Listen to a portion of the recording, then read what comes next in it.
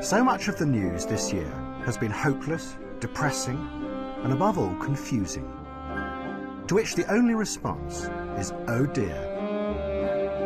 But what this film is going to suggest is that that defeatist response has become a central part of a new system of political control. And to understand how this is happening, you have to look to Russia, and to a man called Vladislav Surkov, who is a hero of our time.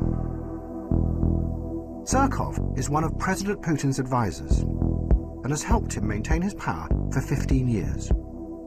But he has done it in a very new way. Vladimir Vladimirovich Putin.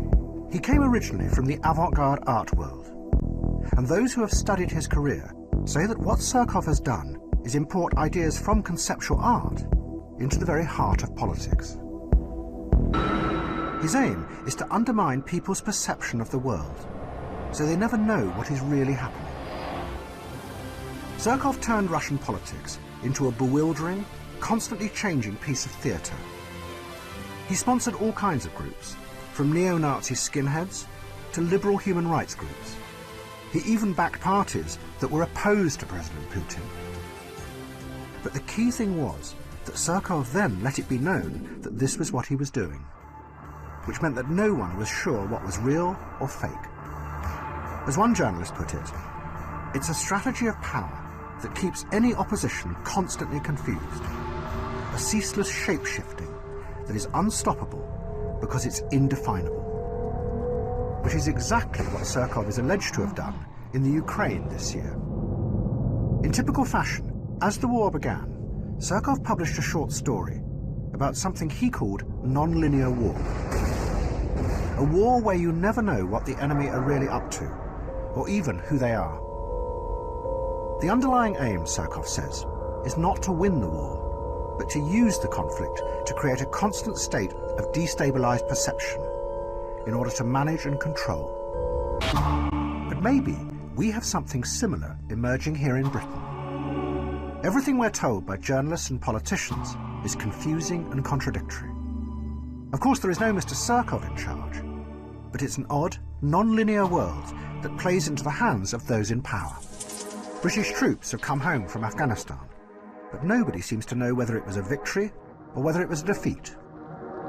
Aging disc jockeys are prosecuted for crimes they committed decades ago, while practically no one in the City of London is prosecuted for the endless financial crimes that are being revealed there. In Syria, we are told that President Assad is the evil enemy, but then his enemies turn out to be even more evil than him. So we bomb them, and by doing that, we help keep Assad in power. But the real epicenter of this non-linear world is the economy. And the closest we have to our own shape-shifting, postmodern politician is George Osborne. He tells us proudly that the economy is growing, but at the same time, wages are going down. He says he is cutting the deficit, but then it's revealed that the deficit is going up. But the dark heart of this shape-shifting world is quantitative easing. The government is insisting on taking billions of pounds out of the economy through its austerity programme. Yet at the very same time, it is pumping billions of pounds into the economy through quantitative easing, the equivalent of £24,000 for every family in Britain.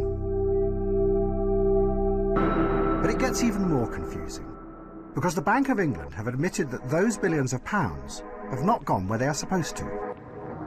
A vast amount of the money has actually found its way into the hands of the wealthiest 5% in Britain. It has been described as the biggest transfer of wealth to the rich in recent documented history. It could be a huge scandal, comparable to the greedy oligarchs in Russia. A ruthless elite siphoning off billions of public money.